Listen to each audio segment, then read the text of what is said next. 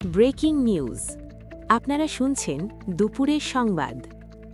Iran যুদ্ধ শেষ হওয়ার পথে, বললেন ট্রাম্প। ওমানের মুসান্দাম প্রদেশের উপকূলের কাছে হরমুজ প্রণালীতে অবস্থানরত একটি জাহাজ 12 এপ্রিল 2026। ইরান সংশ্লিষ্ট 8টি তেলবাহী জাহাজকে ফেরত পাঠাল মার্কিন নৌবাহিনী। ইরানের বন্দরগুলো ছেড়ে আসা এবং সেখানে প্রবেশের চেষ্টাকারী অন্তত 8টি তেলবাহী জাহাজকে গতিরোধ করে ফেরত পাঠিয়েছে মার্কিন নৌবাহিনী। গত সোমবার থেকে শুরু হওয়া হরমুজ প্রণালী অবরোধের এ মার্কিন অভিযানে জাহাজগুলোকে ফিরে যেতে বাধ্য করা হয়।